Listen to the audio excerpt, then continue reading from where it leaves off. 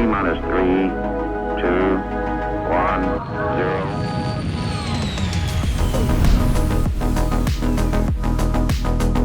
0. Hello, everybody.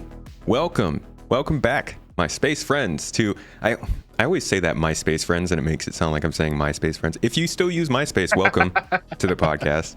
We don't discriminate. But today, it is actual space friends. I'm joined here on the Launch Sequence podcast, your lovely weekly space game discussion, with Croncy, my man, podcast regular, the ginger monster, the man, the myth, the legend, the shoutcaster. Welcome to the show, dude. Welcome back, actually. How have you been? Yeah, it's been fantastic. It's been good to be back. We're starting to get into a very busy quarter of the year for Star Citizen, and so it's awesome to be back here. Yeah, this is like the opening gate for the second half of the year. I guess, yeah, second half, last quarter, whatever you want to call it. Like, we have gone through a few months of relative silence when it comes to Star Citizen, which is the main topic of today's show. But like, even outside of Star Citizen, we've got so much stuff going on just in the video game world in general. Yeah, it's been pretty crazy, right? We've had several games in the last couple of months come out that are big contenders for Game of the Year. Another one coming out in 4 days. It's a good year to be a PC gamer. That's for sure. I guarantee you.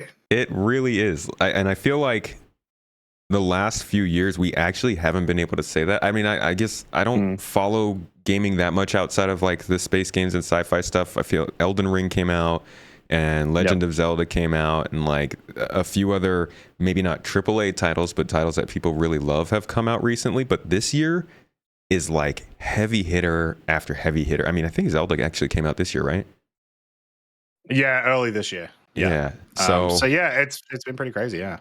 Oh my gosh. Have you played any Baldur's Gate, which I guess is the most recent big one? If you look at my streaming history of the last month, I think I have played and streamed more Baldur's Gate 3 than I have streamed in the last 3 months. It's a good game. Dude, I'm so happy for people who like that kind of game. It doesn't personally fall in my wheelhouse, but I know what it's like, man. Like you get into a game and you get like the first half hour in and you're like, oh boy, it's going to be a good year.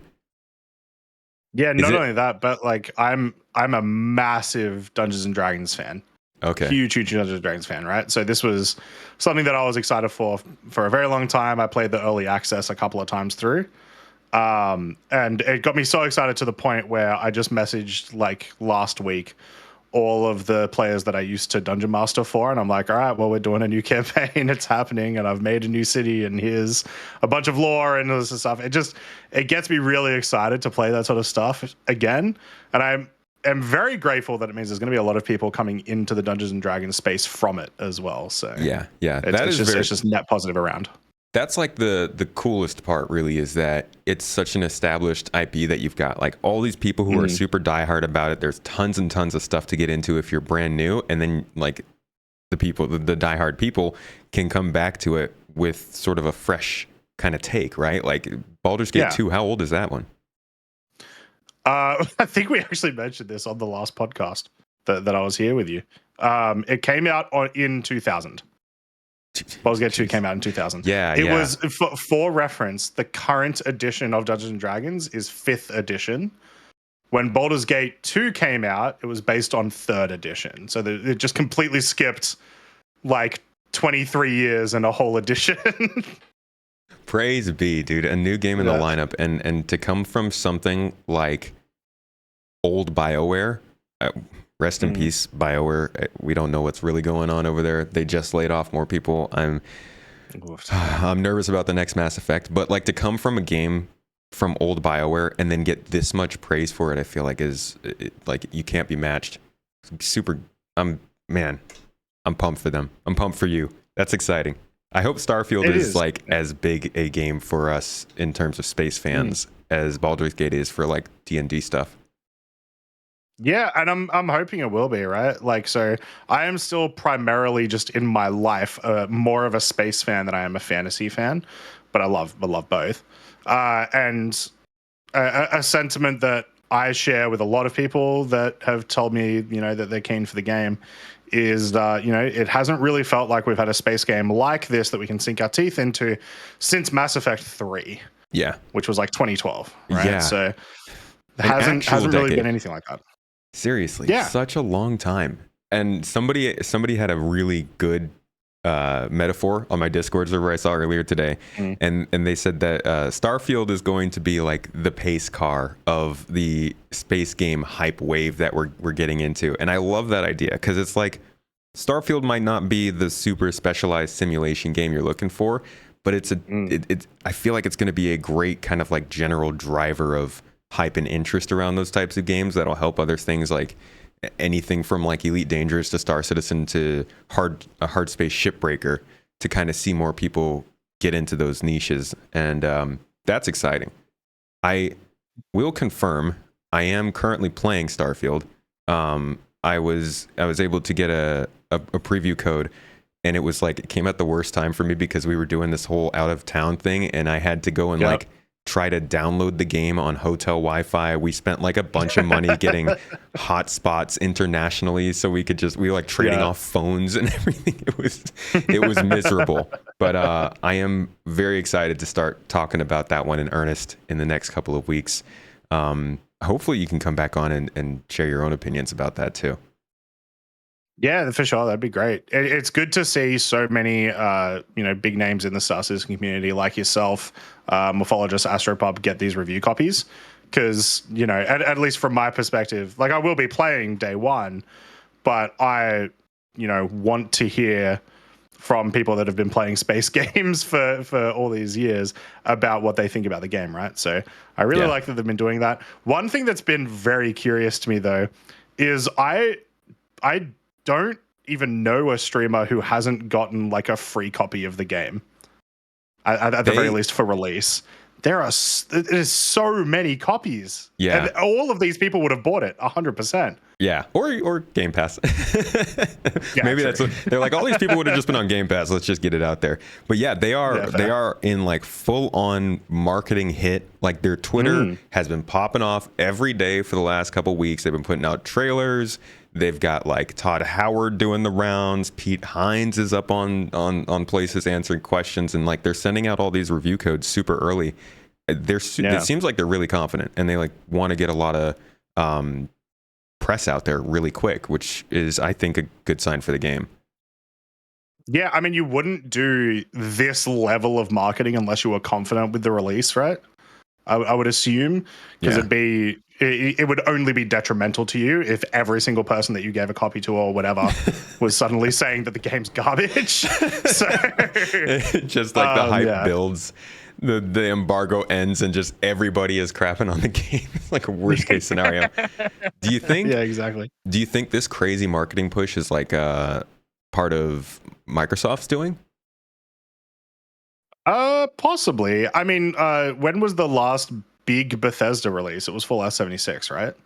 Well, I feel like they wanted it to be Redfall, but that didn't. I don't think they put as much effort into Redfall, at least marketing, not necessarily game design, but at least marketing, that they did with this. Because Bethesda. Oh no, I'm sorry. Redfall was Arcane, right? My bad. Oh, okay. Yeah. Well, either way, yeah. Like Bethesda as a game dev studio feel to me a lot like Rockstar, where it's like, or at least nowadays, it's like we're going to get one large game from you a decade, probably. And so they want to make sure that people are playing it. They're going to put as much investment into it as they can so that they can then release Starfield 7 more times over the course of the next 10 years. I want to play Starfield on my augmented reality glasses, please. Thank you. Like everything that possibly could come out in the next. Do we have what's that new folding TV briefcase laptop thing? I want it on there. Something from Gamescom or something. I don't know.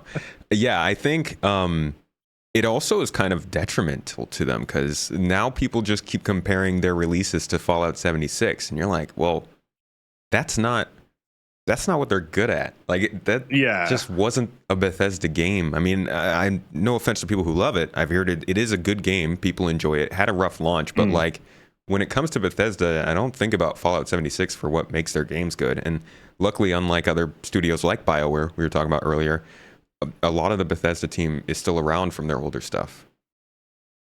Yeah. It's very interesting.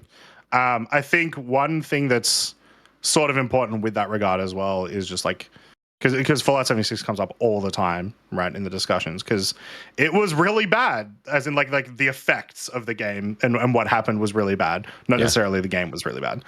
And it sort of just like absolutely backfired. But it was, it was a mix of different things, right? Like it was the actual people working on Fallout 76 were more or less new studio people. The idea of the game was incredibly different to anything they'd done in the past, other than just what the IP was. And so it was kind of, if things were going to go wrong, it was going to go only very wrong. Yeah. And so I don't think you really make the comparison with that. The more appropriate comparison is Fallout 4. Right. And yeah, so yeah. Or like you said before, I mean, I'm really going to just keep probably thinking of Mass Effect 3, like the Mass Effect series in general, as my bar for where this game should be. And it's a decade old, so it's kind of hard to do that. But like, as far as gameplay and sort of expected experience, I feel like Mass Effect is still the standard bearer. As you said, it's like the last big space game we got. Was that a big one for you? Did you play through the whole trilogy? Yeah. So I, back when we used to borrow video games from the store, I Good had old like Blockbuster. we had one in Australia called Video Easy, was like our equivalent essentially.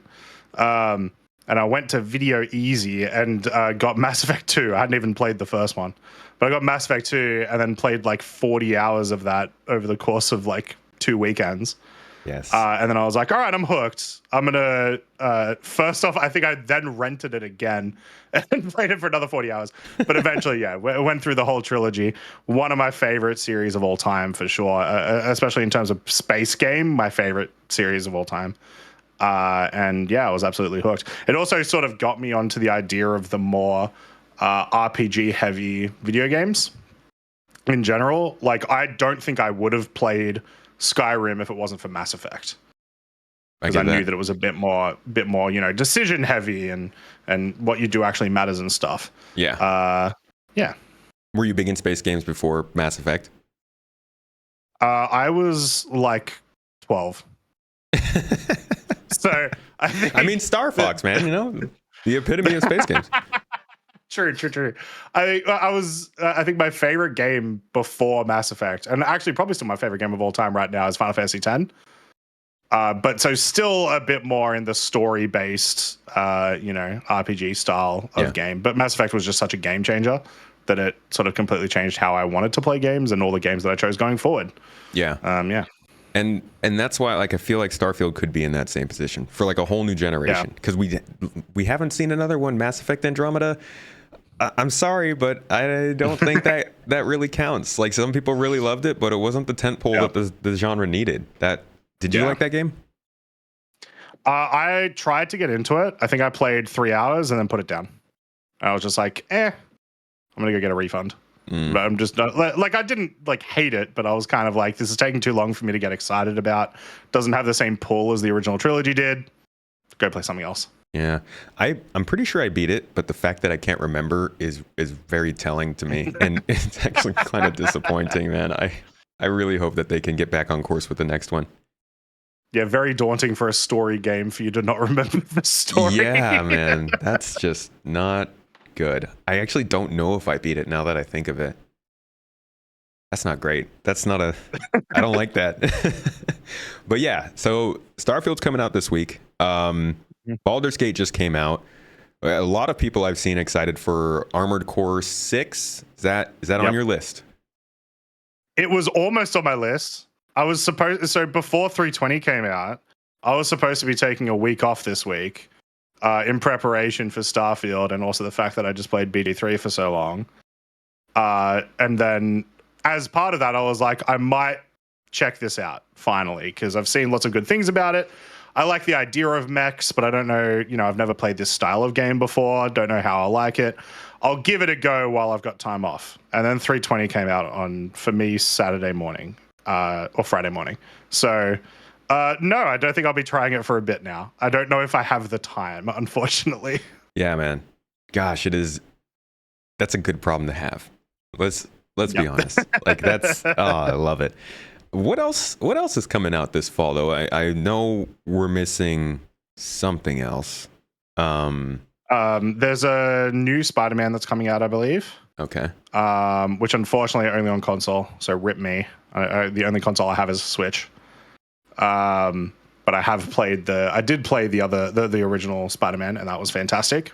Huge fan of that game. Great series. And somebody mentioned in chat Phantom Liberty, Cyberpunk DLC. Yeah. That'll come out at quite a nice time, actually, because I feel like I'll probably have finished at least one playthrough of Starfield by the time that comes out. And then it's like, I'm going to be in a bit of a Starfield-y mood. I'm going to be in a bit of a space mood. Time for another Cyberpunk run through. I've only done one full playthrough, and it was after all the majority of the bugs had been fixed. Right. So that'll be an interesting one for sure. Have you played much Cyberpunk? I have a fun history with Cyberpunk, man. Okay.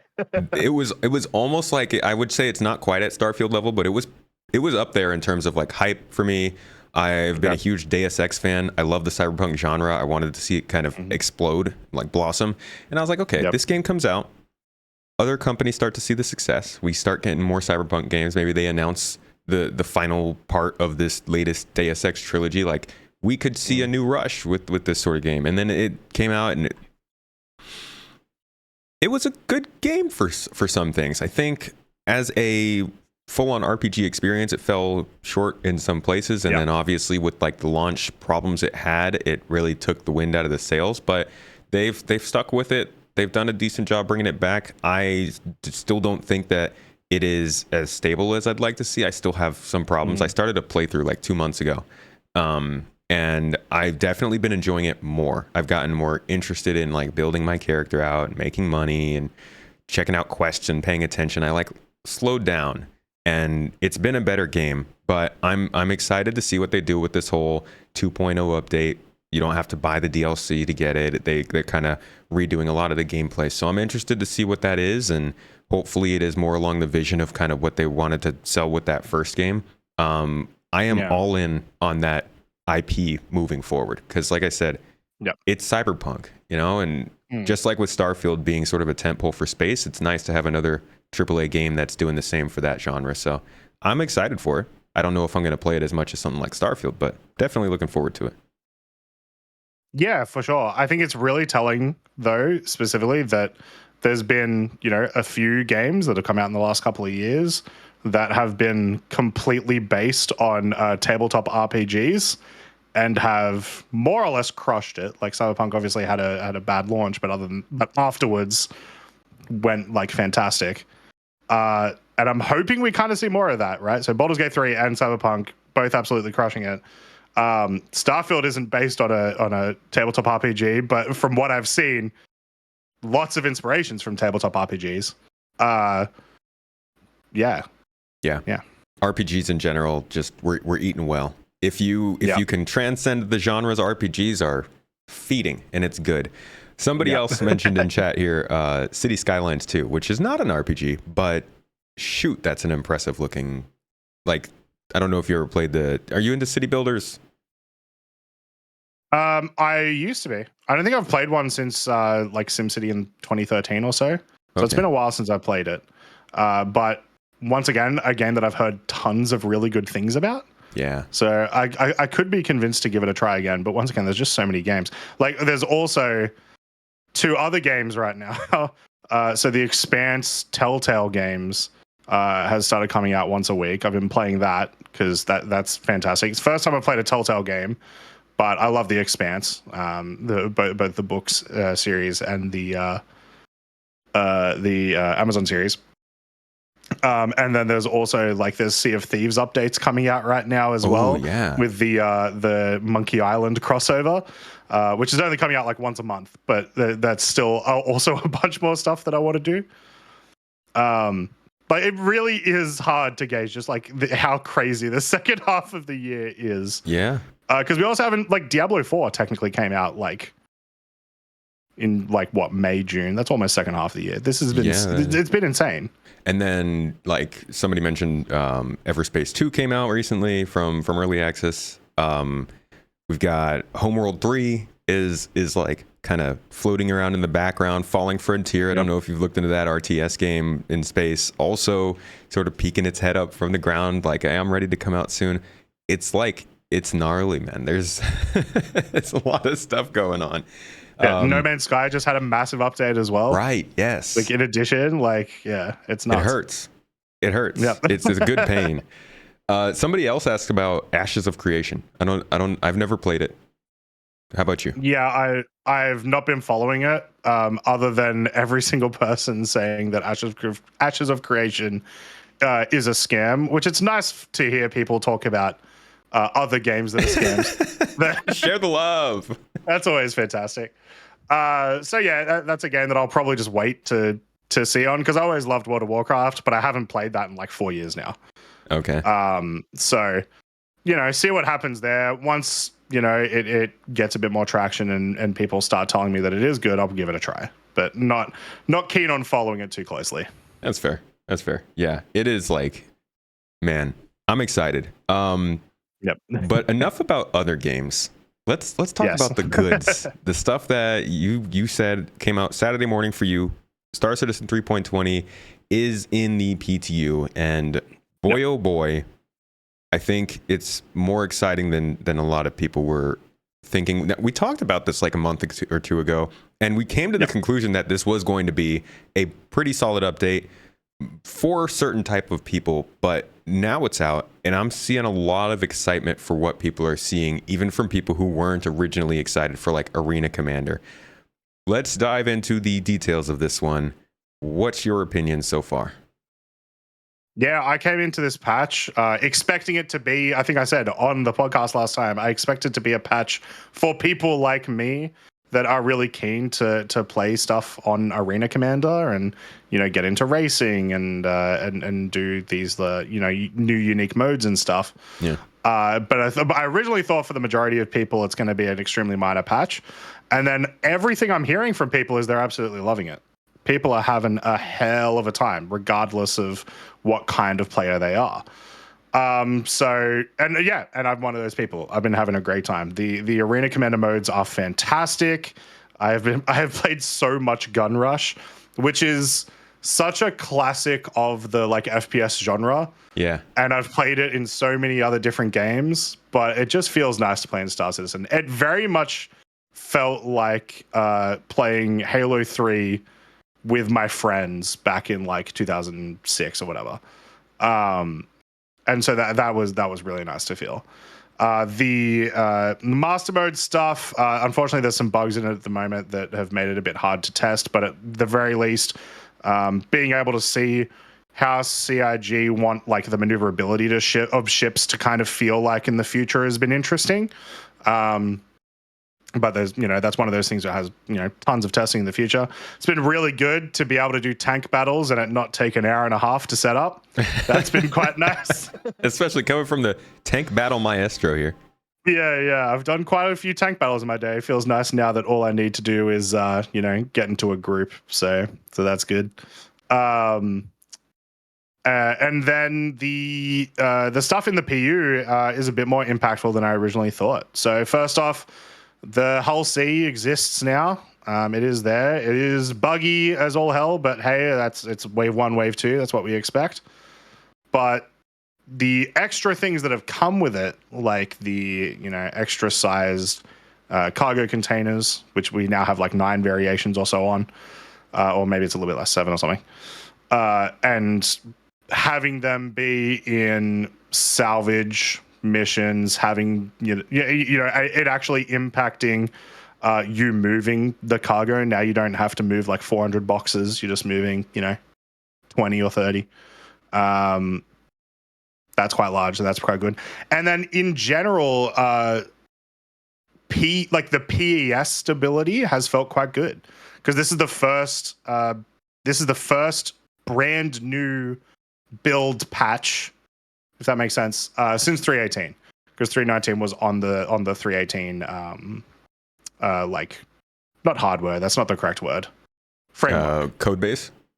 Yeah, code base. Yeah. So this new code base, and it looks like they've done a good job. At the very least, Wave 1, Wave 2, PES has been working quite well. So it's been a fantastic 2 days. Let's hope it continues. I was gonna say, like, it's dangerous to have a good 2 days in Star Citizen. Then it hits you with just a bad week. So let's talk. And I got called to prayer in the background. You guys know the drill. Let's talk a little bit about the Hull C and the cargo updates, because I actually haven't really seen much about that. Do you remember specifically what sizes they've added? Yeah, you tested my memory. I think we have the 1, obviously, and then I think it's 2, 4, 8, 16, 24, 32. I believe those are the box sizes. Okay. And all of those, at the moment, can be handled with the tractor beams, the regular handheld tractor beams, which, they told us a couple of months ago that temporary measure until we get, like tractor beam rifles and ship tractor beams, that sort of thing. Yeah. So yeah, that's been quite cool. The Hull C itself, I don't think they gave it enough credit when they showed the ISC on the Hull C of the interior. The interior design just feels so nice, so clean, very utilitarian. Like, practically no space is unused, which is exactly what you want for a ship like that, right? Like, we're not in an Origin Hull C here. We're trying to make sure that every part of the ship is getting used. So they did a really good job with that. And they've also got like a lot of spots that you can tell are supposed to be used for like future mechanics, like engineering and, the spots for fire extinguishers and stuff, right? And it can dock, right? Yeah. With stations? Yeah, it came with ship to station docking. The only sort of complaint I have with the whole Hull C thing is just the way that we have to load and unload cargo at the moment. Firstly, it's a little bit buggy, so it's my opinion of it's a bit skewed. But you essentially have to dock with the station, store your ship, buy cargo, get your ship back out, and then fly it to a specific location in space, which all just feels like 5 steps too many sort of thing. And it is, I believe they did say, this is supposed to be a temporary solution, but they've put a lot of work into this temporary solution. So I don't think it's that temporary. But it's obviously extremely early days. Once again, it's been 2 days. So yeah. Yeah. It is really nice though. Like you said, the interior of it, when I saw that ISC, I was freaking so excited to see what the inside of it looked like, because all the shots that they showed, like the elevator shaft section looks so nicely detailed. It looks like the nicest interior I've seen in the game in terms of just like the construction of it. And it sounds like you might be confirming that. Is there anything else that compares? I mean, not really. When was I guess the Corsair would have been the most recent ship that we got that had like a fairly decently sized interior. Yeah. And I guess at least in terms of how much detail they put into it, it's pretty comparable. But it just looks more polished because it's Misk versus Drake, I guess.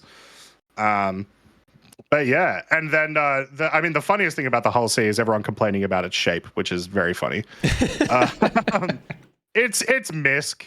I mean, when the company that makes those shapes for all of those ships makes another ship of that shape, why are you surprised? Y'all seen the Freelancer, right? Yeah, come on. Exactly. Yeah, that's we like our silhouettes. We're super mature gamers though, we're never gonna point that kind of stuff out. No, of course. We're not gonna use salvage lasers to cut inappropriate shapes into other ships. We're above that.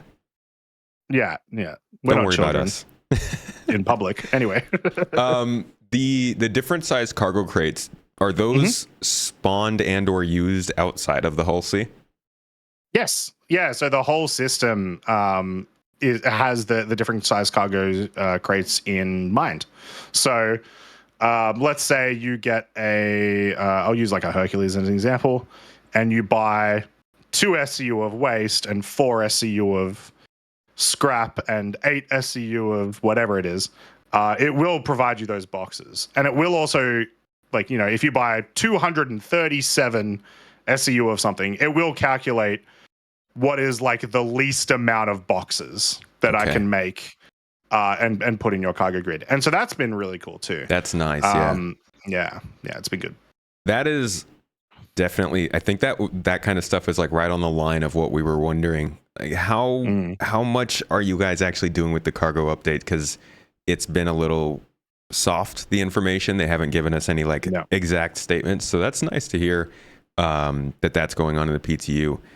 I wonder though, when we do finally get the tractor beams, because they've talked about how they cut it off based on the size of the box. But I also wonder, because they've talked so much about mass, if it's going to actually be mass related. Like, can I lift 32 SCU of feathers with my handheld tool? Do I need a ship tractor beam for that, as opposed to like 32 SCU of water or something? I think at the very least, what they should do, just for ease of, you know, not overcomplicating it, is just put like a hard point of like up to 8 SCU you can use your handheld. After that, you've got to use your rifle or whatever. Because they've talked about, you know, it's all about mass, but size matters a lot in this regard as well, right? So just, I hope that they're just like, look, we're not going to worry that, you know, don't obsess over size. But yeah, just make it like, we're not going to worry about, well, actually weevil eggs weigh half a pound versus titanium or whatever. Well, because it's just you know, pedantics at that stage. But then it gets kind of fun, right? Because like, what if you're like on a moon and you're loading your ship and it's all good, and then you get to like a full-on planet where gravity is higher, and suddenly you can't unload your ship, and it's like, crap, I need to go find a bigger tractor beam for this because suddenly everything weighs a ton more. Tomato, you might be the only person in the world that wants to be punished like that. That is, Oh no, I'm hiring people for that. I'm not going to get punished. I want to see other people get punished for it. I'm just going to be sitting in the back laughing and explaining it to YouTube, going, "Look at this simulation. I won't be touching that. No." I just want cargo haulers to suffer. I do wonder though, because we could see the case of maybe eventually, once we do get the the tractor beam rifle or whatever, that maybe 32 SU boxes can only be ship tractor beams. I do think that is a real possibility that will very much change the dynamic. I mean, already the dynamic has changed in 320 in that, you know, if you want to do piracy or you want to do salvage, like for cargo, you're not taking a Cutlass Black anymore. Well, that's what a lot of people were doing before, you know, because you only have to worry about the 1 SCU crates. Now, if you're finding, you know, a 32 SCU crate of really any material, because that's just a lot of stuff and it's usually going to be worth taking, that's not fitting in your Cutlass. So it's that whole thing has changed completely. It's interesting. Yeah, we're going to start seeing a bunch of pirate hull Cs. Y'all are going to have to update your paint, CIG. I want a hull C with a skull and crossbones on the side now. Or just let me paint it, please.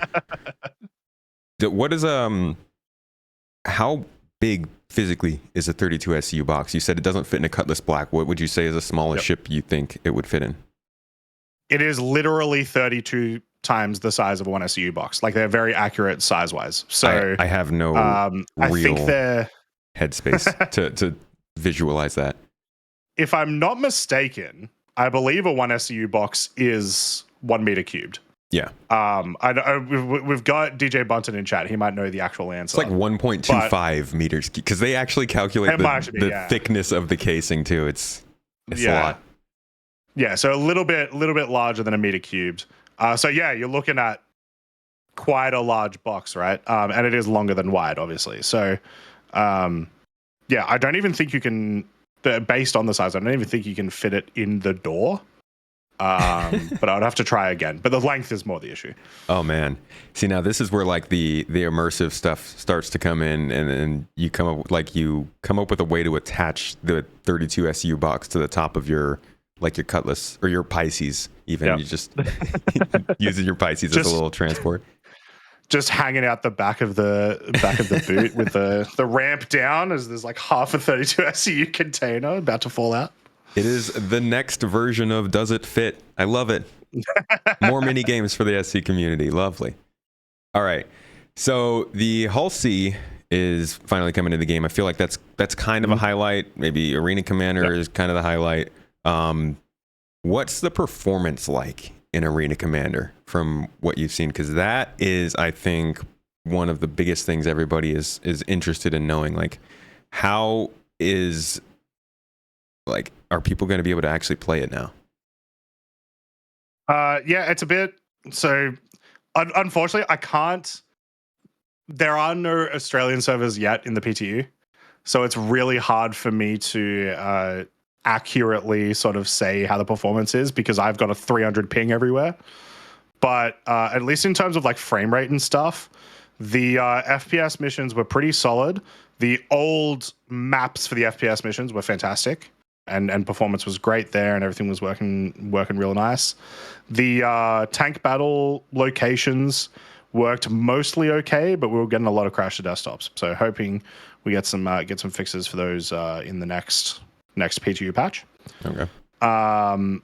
And the every racing arena that works, because there's a couple that aren't working at the moment, but every racing arena that works was fantastic, outstanding, 100 out of 100. So yeah, for the most part, it's been really good. And I would guess like server stuff isn't really going to matter too much right now anyway, since it's such a small population, but frame rate stuff is, I mean,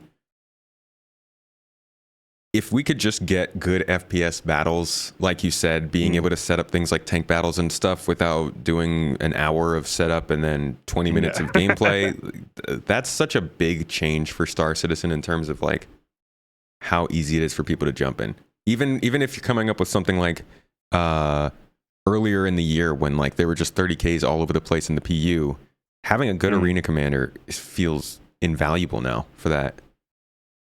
Yeah, not only that, but the like just how quick you're able to get into these servers as well is pretty important. Like if I load into the PU right now, like on the PTU, we'll say, just for the comparison, it'll probably take me like a minute of loading to get in. Arena Commander takes maybe 5 to 10 seconds. So it's just like, it's super quick to get in, right? Which once again makes sense. You're not loading as many entities, but the point is you're getting into the action pretty quick. Yeah. So I think we are going to see a lot of people playing Arena Commander, especially because of all these new modes. But yeah, just it's been working mostly nice. Still think that could end up being a standalone game at some point. Give us that. Yeah, when are we going to see it on Steam? Yeah. Arena Commander on Steam. Just call it Battlefield 2142 2. I'm also, like you mentioned, what is it called? Gun Rush, they call it in their version? Yes. That is, gosh, that's such a fun game type. And I would say that Star Citizen's weapons don't quite have the interest that, for me, the game of choice in that instance is Super Fiesta from Halo. And like Halo is up there, like top 5 games of like weapon feels and fun of using weapons. So I won't say that it's going to be the same experience, but just being able to go through that kind of like fun type of game and run into people with different weapons and stuff sounds like hours of wasted time if it runs well.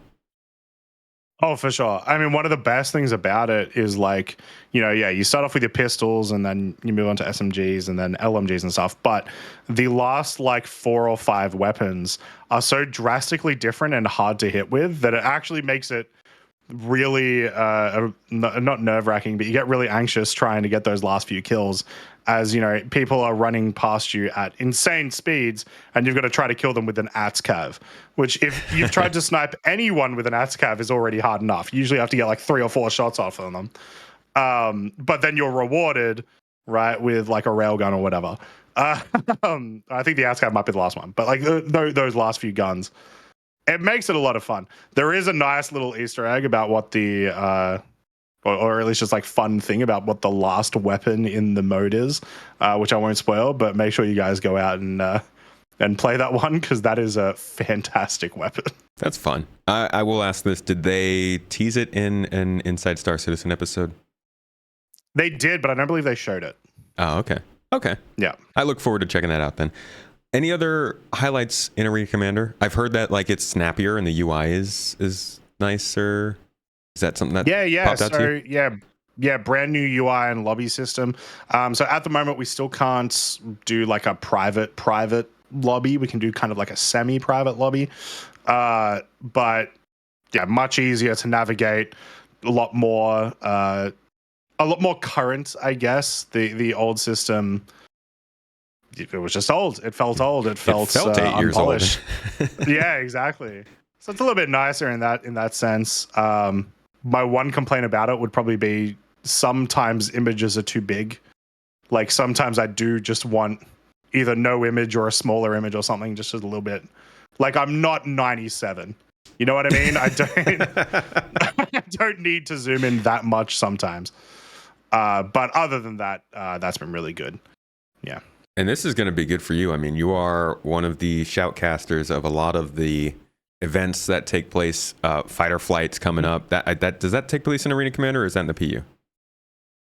PU still. Okay. Because usually we try to not do events in PTU if possible.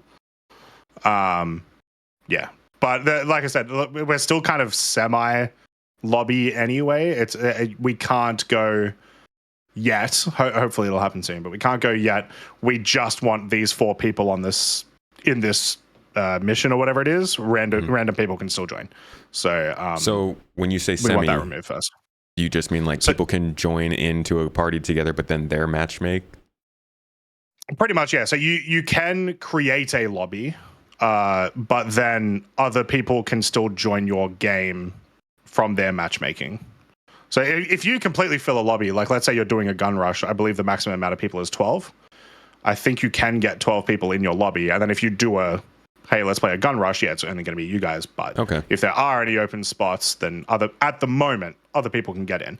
And I know that they have the intention of bringing in private lobbies, like full 100% private lobbies. Yeah. Just not in there yet. That's all. Man, I really hope, if anybody in chat can confirm, maybe Bunton, I do hope that they're trying to get that in for live, but maybe that's something they have to do for a later update, because private lobbies would be huge. Absolutely. Yeah. Gosh, that'd be great. That's like, I think the most important thing people were hoping for. And it's a bummer that it's not there, but it sounds like they're on the way. Yeah, and then for us as well, spectating is like another big one that's currently not in there, but like another one that they're trying to get in, which will also, once again, help with a lot of events and whatnot, as well as just like, it's always kind of cool when you see like, oh, hey, here's 2 really, really good, PvP dogfighters. I can see that they're fighting. I just want to go watch what they're doing, sort of thing. So yeah. Once that comes in, it'll be good. Oh my gosh, and the machinima that people are going to make. Not only is it like you can get cool spectating cameras and stuff, but it's also in Arena Commander, which means it'll be a lot smoother, better frame rates and all that kind of stuff. It's just exciting, man. That's good stuff. Let's see. Very much so. Yeah. I am looking to see what else is in this update that I'm missing. We got some mission stuff. So the Rastar stuff seems to be so for those who don't know, they essentially put all of the current like underground bunkers into the Rastar system, and you won't notice it as a difference, but it is important that it happened, and those sort of things happen in updates a lot, and so it's always good. But yeah, so that's an important one. It's a lot like building block stuff. They'll be like, oh yeah, we turned over the whole menu to building blocks, and you get in there and you're like, oh, it looks the same. But it's good for them going forward and kind of the ability to update it further. Yeah, exactly. Did you check out any of the other locations, like the Crusader platforms, or I think there was something else? They're not coming in 320. So the Crusader platforms aren't coming in 320 flat. Okay. They got pushed, I believe, to 320X, possibly later. I'd have to double check the roadmap roundups. Did check out Seraphim Station though. Yeah, that's another big one, right? So goodbye Port Olisar. Hello Port Olisar, essentially without pads. When they first showed us the appearance of it in the ISC, I actually thought they did a pretty good job paying homage to Port Olisar and its rings and whatnot. And despite what people say, on the outside, it does in fact look very different from every other low Earth orbit. Really? Or low planet orbit station. It does, yeah. The rings make it look very different. There's like a style of part of the architecture of the other stations that doesn't exist, and you can tell, and it makes a big difference. The thing that isn't different is the interior, which is really boring. And I am desperate for new station interiors. Yeah, that's hurting, man. Like, there have been such long-lasting problems with space station interiors. Like, this game already kind of, I think, has struggles sometimes with scale, because the things that were around are really big, and sometimes you can't really get that. But the space station interiors have got to be like the worst part of it, because you get on approach with this massive station, you go and you get on board, take this elevator into the thing, and then you're basically like stepping into somebody's living room, it feels like. And like, they raise the ceilings a little bit, but overall they feel so small, and I get lost constantly. Yeah. I would love to see it different. Yeah, I would love to see, like, maybe, you know, we know that these are modular, these stations, which is why when we had the refineries come out, and when we had the Lagrange stations come out, like, you know, a year and a half ago, 2 years ago, that they were quite different in general, and the positions of stuff were different. What I would like to see is like actual variations of the shops. I think that's one thing that makes it really tedious, is when I'm going past a medical center, it looks exactly like every other medical center, apart from turn left here, turn right here. That's sort of the only difference, right? Changing that, or having maybe, you know, a variation of what the cargo decks might look like, or a variation of the refinery decks, etc., would just make such a difference when you're exploring these locations. Which, like, they'll probably do. I mean, we're going to be getting essentially that for Pyro. All the stations on Pyro do have different versions of these.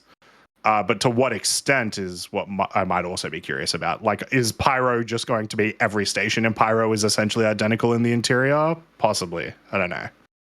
Yeah.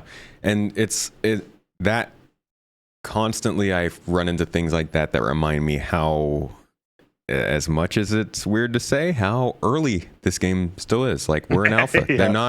They're not doing like the little polishing touches, like differentiating space stations. They just want space stations to work so we can board them. And like, we all kind of just want to be playing this as a game right now. So I'm constantly like, man, I really would love to just see the Microtech space station look like Apple made a space station. But why would they do that right now is what it always comes back to. So Port Olisar is, would you say it's a worthwhile replacement? I guess Seraphim Station now it's called. I think it is mechanically, for sure, because we needed this stuff, right? We need cargo decks, we need medical stations, which I always keep forgetting the Port Olisar did not have a medical station.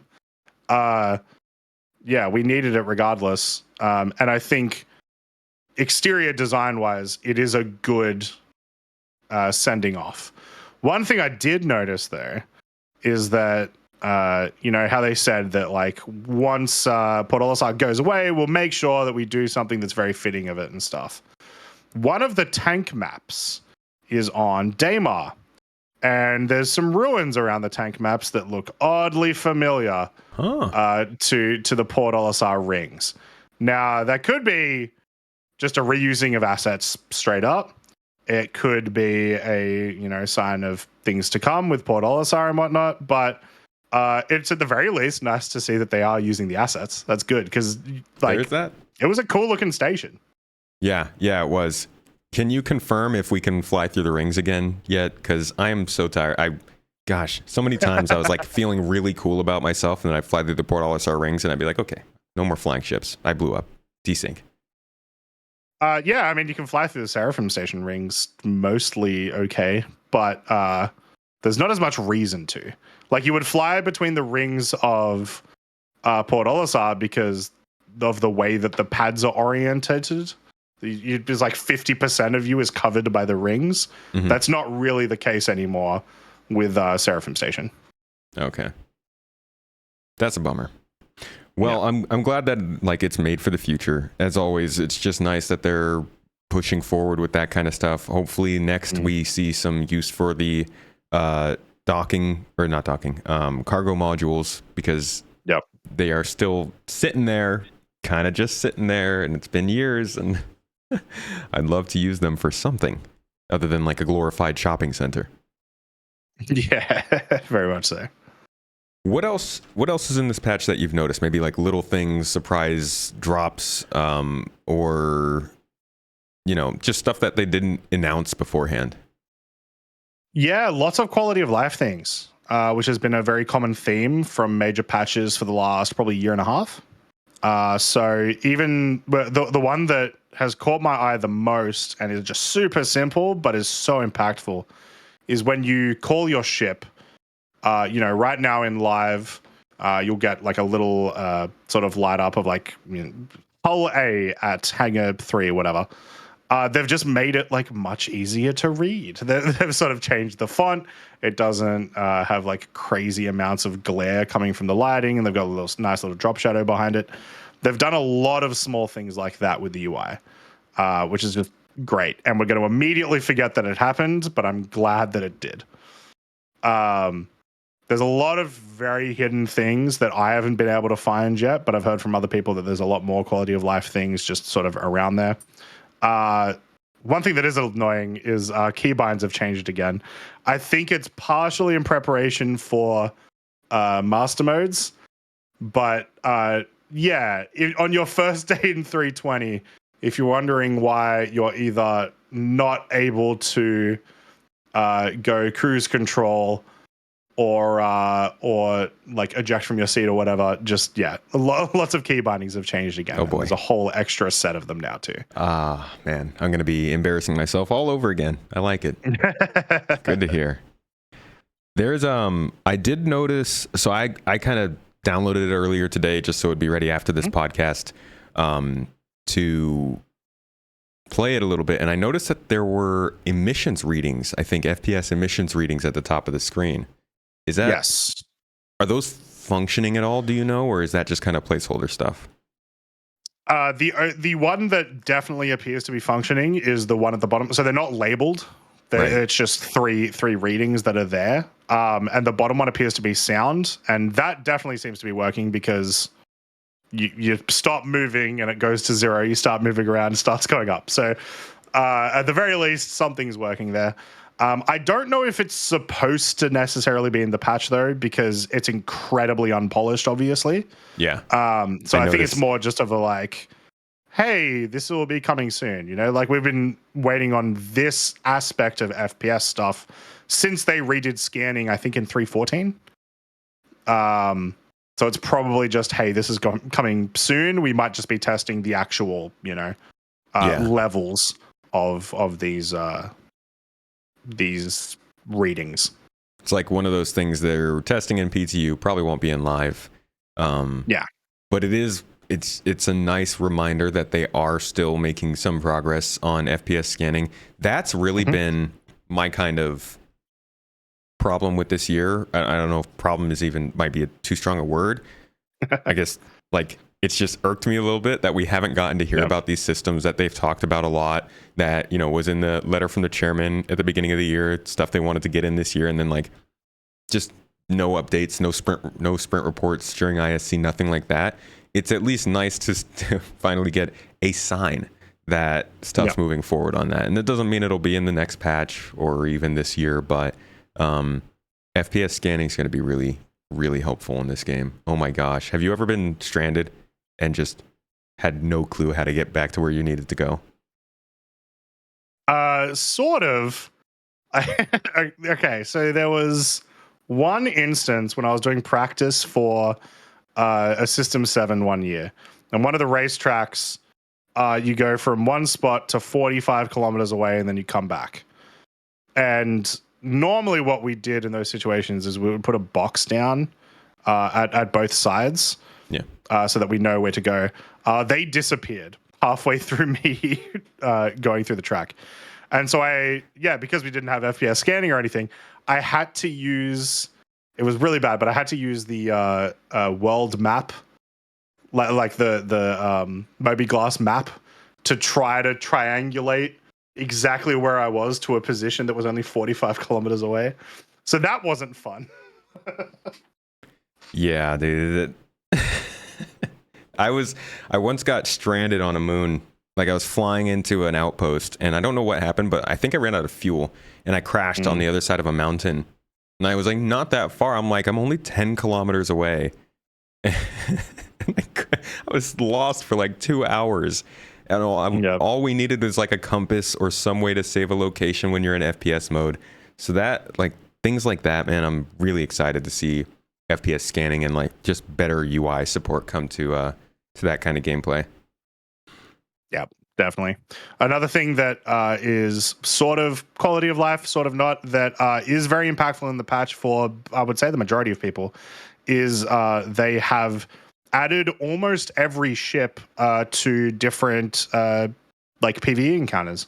So now in bounties or like mercenary, like ship mercenary missions and that sort of stuff, you're going to encounter more than just a Gladius, an Eclipse, and like a Vanguard, right? There's an actual large quality of things that you get to verse, which is really nice. I think if you're a new player coming into the game, you don't get to see a lot of ships when you're just playing unless it's other people. And so now you kind of get to go and see just how much variety there is in this game, because it's quite a lot. Yeah, that's something that's always kind of bugged me, is that there are so many ships in this game. Like, it's the best asset this game has going for it. It's going to be nice to see a little bit more variety, and like hopefully they can use that to kind of build the lore and be like, okay, you're in this part of the system. They don't have as nice ships all the time, and they tend to go with more of these kinds of things, as opposed to in this part of the system where like all the pirates are really cutthroat and they have the best of the best stuff. And it sounds like they also have really differentiated like the difficulty levels because of that too. Yeah, they added in like an extra difficulty level, because I believe previously like HRTs and VHRTs were practically the same, with like one or two ships different. Now there's like a full level that's different. And then, once again, you're just adding in all these other ships into those levels to make it a higher variety anyway. So as a whole, it's fantastic. It's also one of those things where it's like, feels like they probably could have done this like 2 years ago. But like, whatever, they've done it now. I'm happy. You hear that, folks? Finally, they've done it. Whatever. That's how we feel about Star Citizen in general. Look, Starfield's coming out this week, all right? My head's in a different way. We got so much other stuff to enjoy, okay? Just put that down. Wait for it to get better. No, but that is like, there's always something that they have to get past to do these kinds of things, and it could be like the smallest thing. Sure. And it's a nice sign that like some of these systems are getting better. They're getting better at differentiating experiences. At the end of the day, when people say they want a better game, it's because they don't want to play the same thing just in a new location. Like, that's one of the big worries people have, right? Pyro is going to come into the game and it's just going to be like Stanton. It's just another set of planets. Nothing actually changes. And like, these are the little types of things that eventually add up to a different experience. So it's good to see. Yeah, exactly. You're 100% on point. Okay. I do have to ask, it did come up, and I forgot to ask this when we were going over the Hull C and the cargo stuff. Were there any changes whatsoever to commodities, economy, anything that would inspire people to start loading Hull Cs for full of stuff and actually putting in the effort to do station to station trips? Is that something that we can even tell yet, or is that kind of still up in the air? There's definitely changes. However, some of the changes are a bit too volatile. Like there's lots of things that are far too drastic and stuff. One example is if you go and do the mission in Wake of Disaster, the salvage mission, and you go and loot cargo-wise, you go loot the cargo from those ships, you'll end up with probably over 30 million UEC worth of cargo, which is chump change. It's no money at all.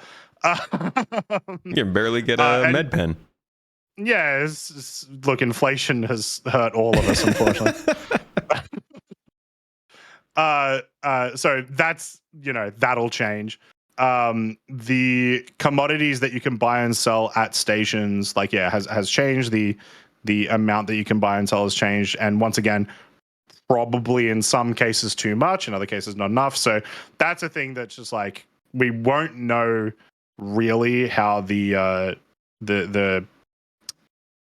I don't want to say economy because it's not really economy. I guess we don't know how that gameplay loop will be affected until we get to at least open PTU. Because I feel like at that point, usually open PTU, those sort of things don't change. So give it a sec for now. However, they're definitely doing stuff is the positive thing, right? So expect it to be the case that you will be able to do trading with your Hull C. Don't expect to fill up all 4,600 SCU with gold or something, but you'll be able to make decent profit regardless. That's very good news. Like it might end up being broken, but just the fact that they're actually doing anything with it at this point to possibly support the Hull C is good. Hopefully that means in the next patch or two, we can also start to see like cargo missions from planet to station, like specific things that are needed to be transported like that, as opposed to just go anywhere you want, carry whatever you want. That economy changes are always much appreciated. Yeah, very much so. It does make me think though, because they've talked about how they still do want to overhaul the economy soon, like really soon. Not TM. Soon TM. No. Soon TM. It's the double soon. Oh boy. So like it does make me wonder how much these changes are going to matter soon, but like at the very least for 320 you'll be able to do stuff. Okay. Cool, that's fun. So overall, what is your opinion of 3.20 in terms of like where Star Citizen updates land? Obviously 318 was a huge one. I think the previous big one before that really was like 315 with like the inventory changes and stuff. And then, decent changes throughout the patches in between those. But like where does 3.20 sit for you from what you're seeing in this early stage? The patch itself, I think, is better than most. And a lot of that comes from kind of the hidden implications from what we're getting that you're going to be doing in 320. The only thing that could sort of make this patch as good as it can be is if we get some sort of new dynamic event, I think, before the end of the year. We've been a bit lacking on those sorts of things for a while now. And we know that the mission team's always working on that sort of stuff. Because, you will hop into the game. There'll be lots of people playing Arena Commander. There'll be lots of people, doing trading and piracy and mining. There's been some mining updates to make it even better again that have sort of been a little secret. But that'll only take people so much.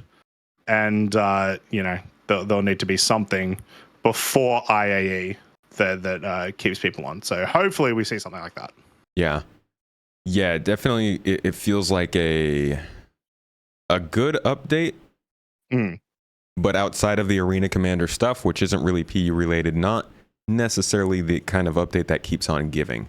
But I hear exactly what you mean. Like the stuff with the cargo, different size cargo boxes is nice.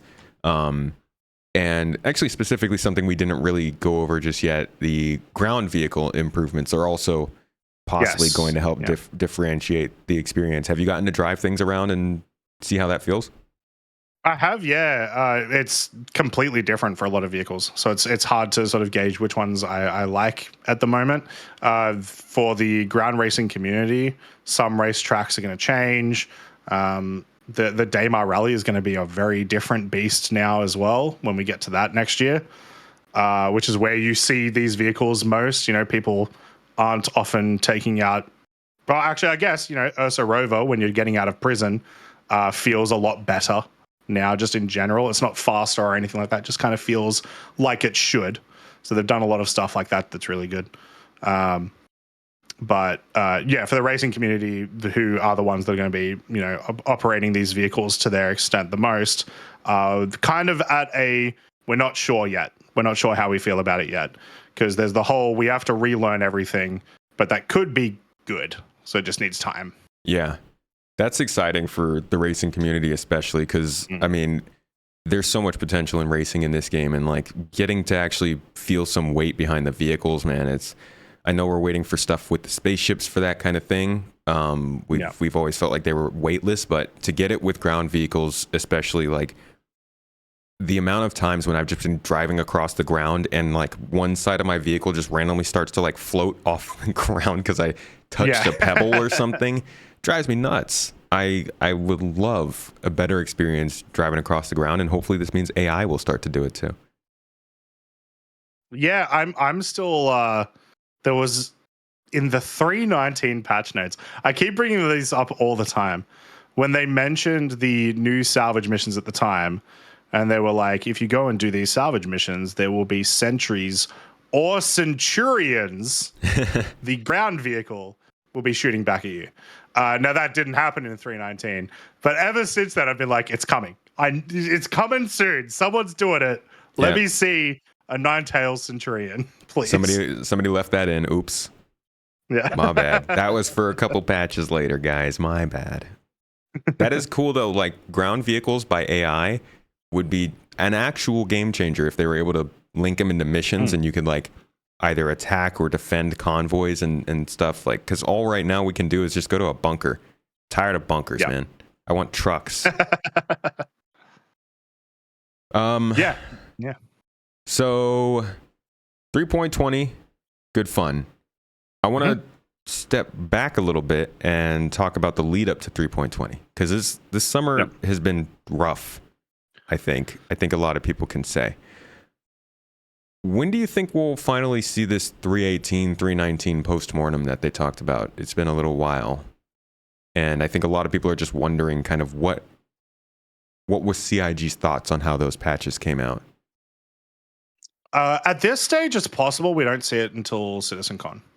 Because there's a lot of stuff that they like they can sort of patch it into just like this is what we've learnt from PES.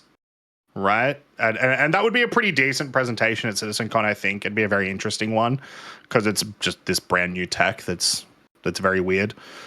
So I wouldn't be surprised if we don't see it till CitizenCon.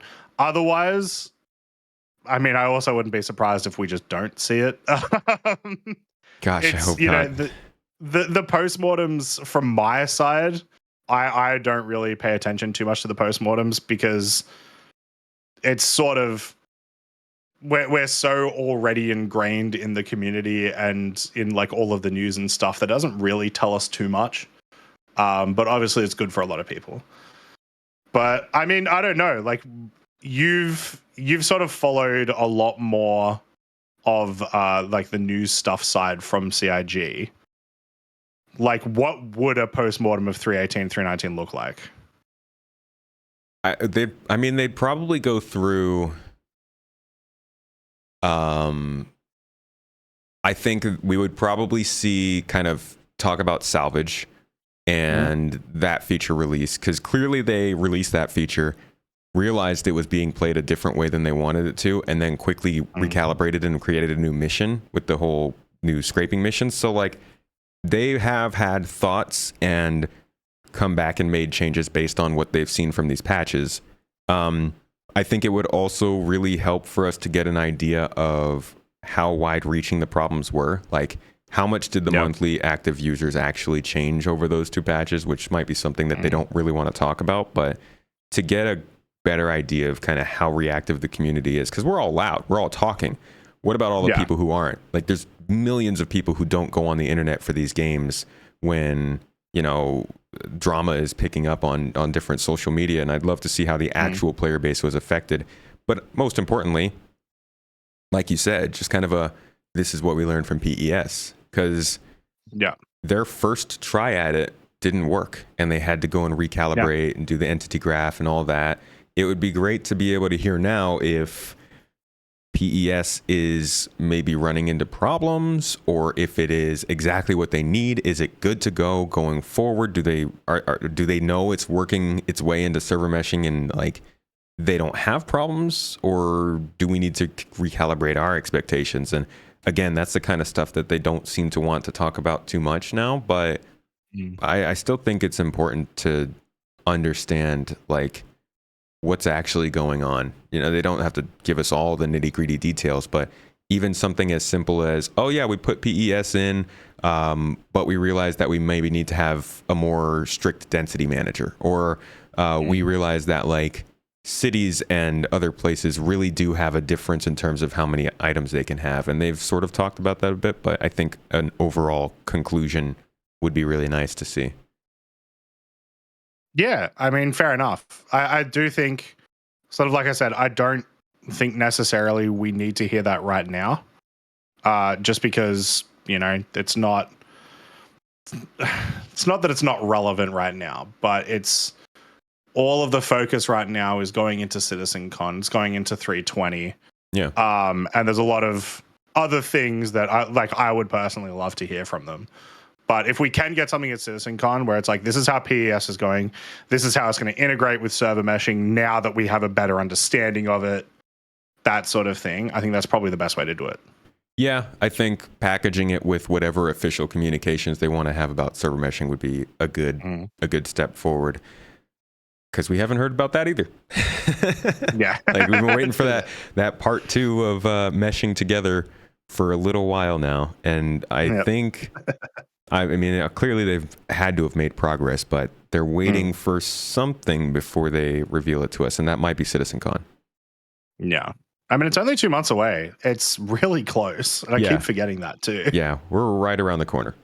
And with 3.20 coming out now, and like 3.20x patches coming out in between now and then, we actually do have a decent amount of stuff to kind of look at and talk about up until then. I don't think 3.20 is going to be live until like mid-September at this rate, and we don't even know if they are going to run into any other problems. So like there's not a lot of dead time in between now and CitizenCon anymore. Yeah. I would say with 320.x, I don't think we're going to see it before CitizenCon. No. Based on, 318, well, 318 was a bit of an outlier, but based on 319 and before everything, 317 and whatnot, PTU tends to be, a month and a half. So it's actually possible we don't even see this patch live until like early October. At which case, one thing that I do sort of have a theory of, and is sort of like one of our topics, is I do think 320.x is going to be the IAE patch, especially because look at some of the things that got pushed into 320.x. It's a lot of ships. You know what happens at IAE? They release ships. So I think that's a pretty solid prediction that that's when we're going to see that. And I think something also that's important to talk about there is like 3.20.x or 0.1. Like there are a lot of jokes and sort of memes that go around, partially because of like the 3.17 cycle and how many dot patches there were. And then I think when 3.19 came out, people were like, oh, it's 3.18.1 or whatever. And going forward, people are kind of like trying to attribute the fact that there are 3.xx patches to something changing in development. But that's been the case for almost every patch going back till like 3.1, right? They generally are always putting out a stabilizing patch in between major patches, or stabilizing or some other feature. I don't know. I would have to check back essentially, because I don't recall until 317. I don't recall any like decently sized like content patches in between major patches, if you know what I mean. So like, yeah, there's always the like, hey, we're putting a patch in because there's 30Ks happening every 30 minutes and we're fixing that.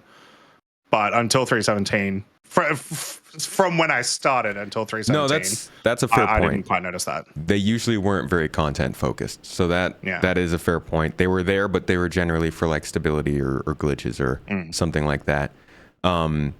what else do you think we might see for the rest of the year? I mean, if 3.20.x is going until November, like you say, that essentially puts 3.20 into our Q3 patch. Are you thinking they'll drop another one in December? Maybe another .x, possibly. Like I said, I think we're probably going to see another dynamic event. We're definitely going to see some small locations and missions probably still by the end of the year from the like Montreal team because they've been putting them out like crazy. And 319 doesn't have any. It's like, oh, okay, interesting. Yeah. Are you sitting on a pile this time? Maybe, who knows? There were. Yeah. We're still waiting for those. Also, sorry, I think I misspoke. There's none in 320. There was in 319. Sorry. Right. Yes. Montreal stuff. Yeah. We're still waiting for those derelict outposts that were originally supposed to be in 319, ones, and then they were supposed to be in 3.20. We haven't seen them talked about yet. Do you think that might be in an X patch towards the end of the year? Yeah, that's what I'm thinking. That kind of content feels very much like there's a couple of things that are like this. Some of them are like ships that haven't been announced and whatnot. There's a couple of bits of content where it's like, hey, CIG higher ups, we've finished this. Do you want us to yeet this into the patch? And I feel like those, locations, ships, they sort of fall under that umbrella. And we know that they've been working on additional derelict settlements, right? They've been working on the like microtech drug farm was one of the ones that sort of pointed out to me when they showed that in ISC. I believe it was ISC. So I've got to believe that they're working on some more stuff like that. I don't think we're going to see any other major content, though. I don't think we're going to see any other major features. I don't think we're going to see any major locations or anything like that. I think it's just going to be, some missions, which is awesome, some ships, which is guaranteed to happen, and then maybe some minor locations. That's fair. Do you think that we're on the kind of up and up now? Like I said earlier, the summer was rough for a lot of people. Many people have taken a break. We talked about taking breaks and it can be good for you, especially at a time like this. Probably a lot of people are just going to wait until 4.0, but do you think that we're kind of on the back kind of uptick in terms of morale in the community? Because people have been not very happy. Or do you think CitizenCon is going to come and go and people are just going to be like, okay, it's Pyro again? I can't wait till Pyro presentation 2025. I think the morale definitely has gone up just because this patch looks cool and there's fun things to do and everyone's is having fun, right? That's a good thing regardless. And I think that will bide people over until CitizenCon. But as we've been saying for the last 6 months, there needs to be some big stuff at CitizenCon. Whatever it is, needs to be big, needs to happen, because as fantastic as this game is, as fun as this game is, there's only so long that you can wait on the exact same thing. Like Pyro has never been shelved, essentially, is my understanding. They've pretty much been working on it nonstop in different ways over the course of the last probably better half of 7 years. And same thing with Squadron, like that changed drastically, but once again, kind of like the last 7 years, hasn't been shelved. And so we're just constantly waiting for this stuff to be announced, and that can hurt morale. But I don't think there's any way they're not going to announce that. I will say as well, I think early this year was kind of rough because last year was rough. We had a massive wait for patches last year. We had a couple of fun patches. We had a couple of we had some fairly fun content come into the game, but the huge wait for 318 kind of, I think, drained a lot of people of their excitement for the patch. And then it came out, they got to play it, they had a lot of fun, and then we had to wait for 319, similar sort of thing. And it just wasn't that exciting. I think 320 is definitely it's kind of a godsend that it's this fun, and that it is kind of repairing some of that. But we need a big CitizenCon thing.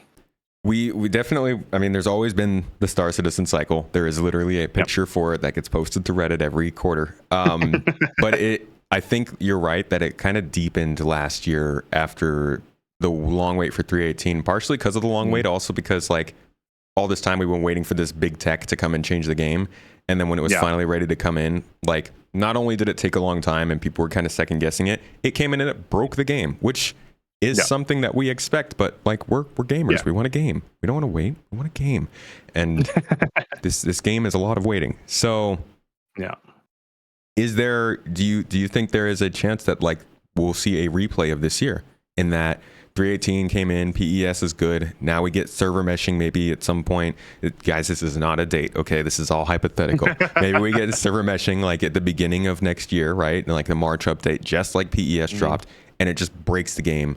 And we have another kind of 6 to 8 months of like waiting for that to stabilize, and ultimately 3.20 CitizenCon, whatever good news happens towards the end of this year, is sort of just like a positive bump that gets lost in the overall big picture of server meshing taking a long time again. I think it depends a lot more on what they release alongside it, because I think the majority of people playing the game right now are aware that server meshing will 99% break everything. But if they still have nothing to do when that happens, that's when players get bored.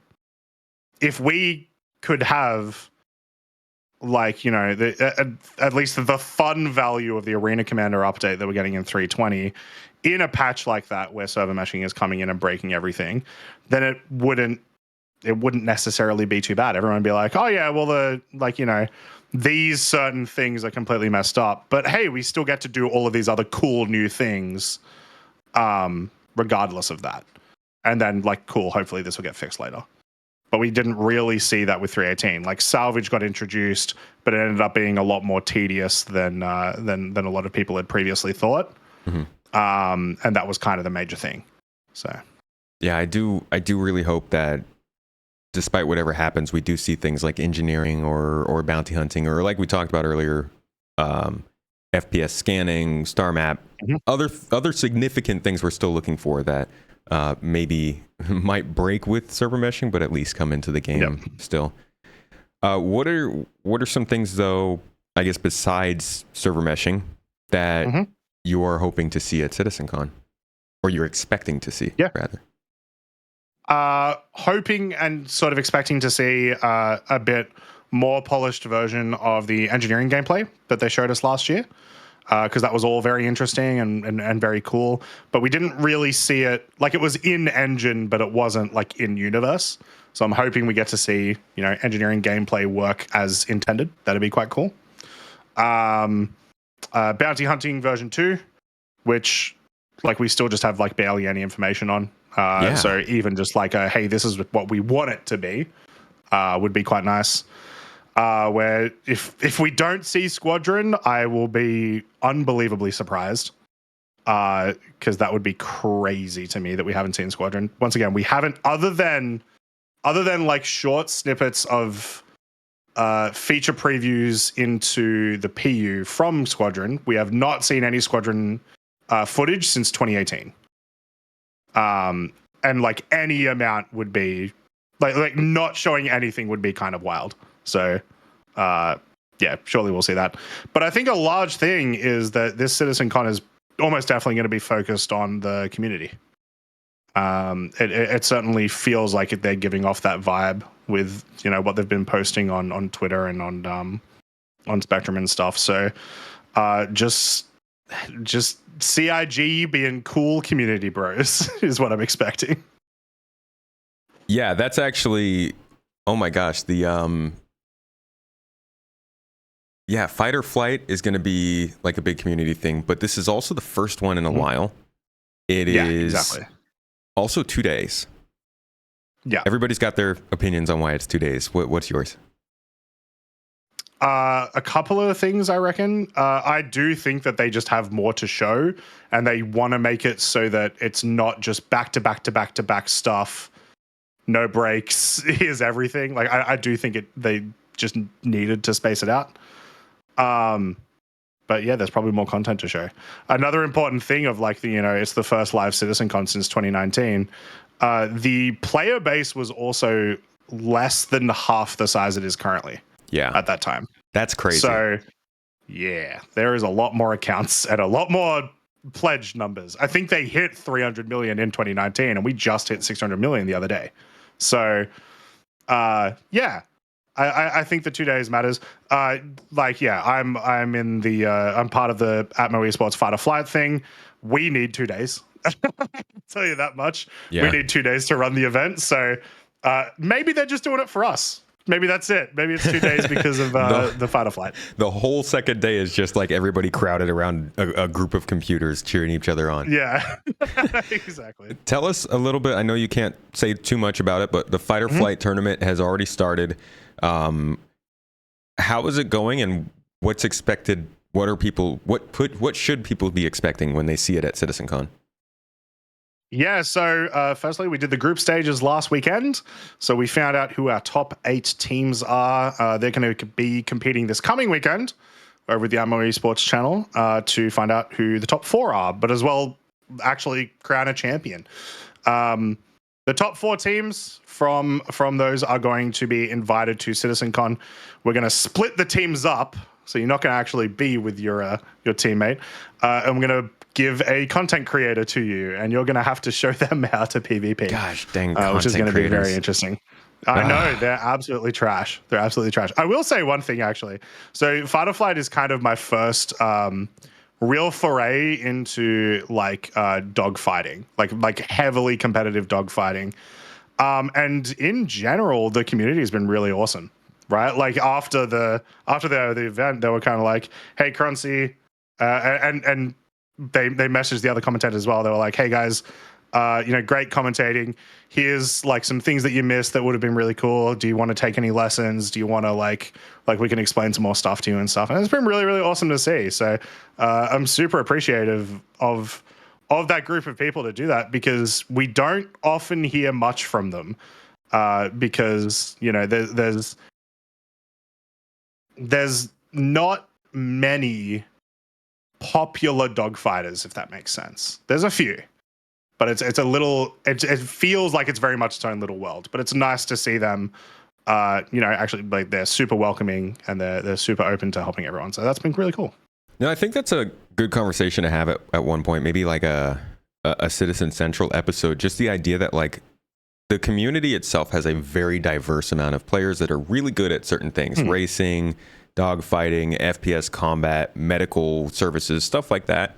And like, unless you're making content for that stuff as you do it, it's really hard to have a place in the community and actually show off your stuff. I mean, we should be highlighting people who are mastering this game.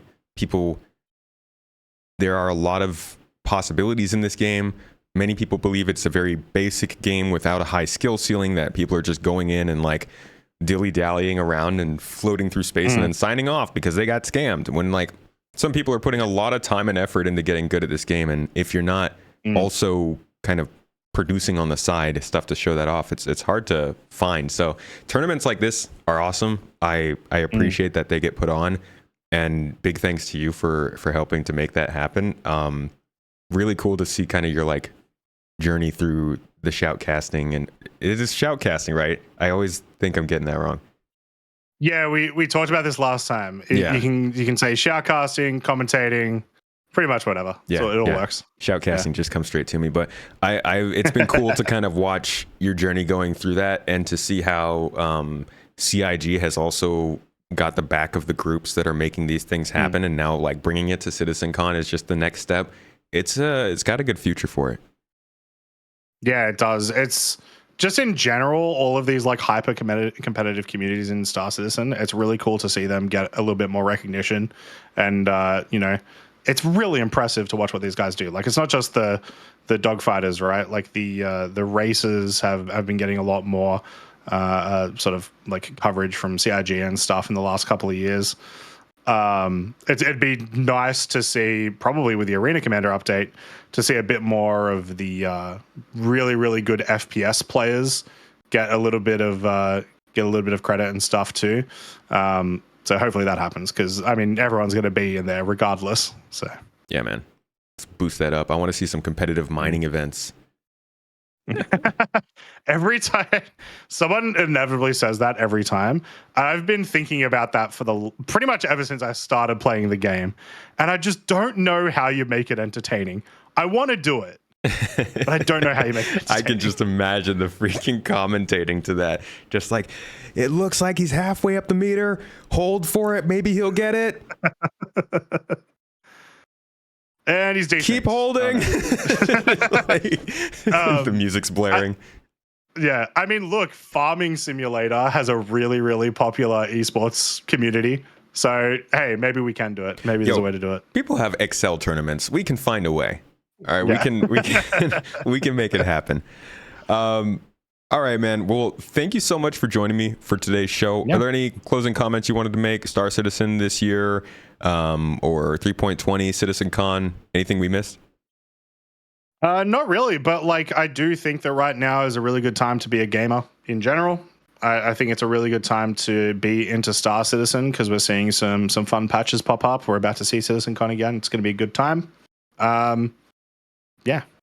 I will agree with you there, man. We have all had our streaks of cynical ever since, gosh, I don't even know when it like really started. I feel like I noticed it starting around Battlefront 2 with the loot boxes, and then for like the last 8 years since then, or whenever that came out, it's just been like, oh god, the gaming industry is going downhill. Like they're doing all this stuff, and you get like a diamond in the rough here and there, like a good game or a studio doing something great, or like the indie games really picked up for a while and started to like carry the industry. But like it is legitimately, there's some really good stuff happening in the industry right now, and you know, we always have progress to make, but if you are a gamer, there's almost certainly a good game in your genre that has either come out in the last year or is coming out in the following year. And it's nice to see, man. Just sit back and like bask in it for a little bit. Star Citizen might have had a hiccup this year, but I do think that they are in the big picture making some good progress, and we'll see some good stuff coming up shortly. Soon TM, double soon TM, triple soon, however many soons we need. Croncy, my man, always appreciate you having you on the show. Could you let the folks know where they can find your content? Yeah, so you can find my stuff. Regardless of whether I'm posting videos on YouTube, I'll definitely be on Twitch a lot of the time. So twitch.tv/Croncy. Find me on YouTube at Croncy. Find me on Twitter at Croncy1. And as of last night, you can also find me once a week at the Answer the Call podcast with Salty Mike. I've become a permanent co-host to make his podcast way worse. Croncy is taking the shoutcasting to a weekly experience. I'm excited for that, dude. Yep. That's fun. It's always a good time chatting with you. I look forward to watching those episodes. Thank you again for joining me. Folks, thanks for coming and watching this live. For anybody who's listening on the audio platform, that is right. We're live on YouTube and Twitch right now. And have a lovely, excited chat following us along. This will be up on regular platforms though, so keep an eye out for it. And folks, if you are here live, don't go anywhere because I will be jumping into 3.20 PTU so that we can check out some of the stuff we talked about today here in just a few minutes. But I'd like to thank you all for coming to this one. I'm happy to be back after a week away from the streams.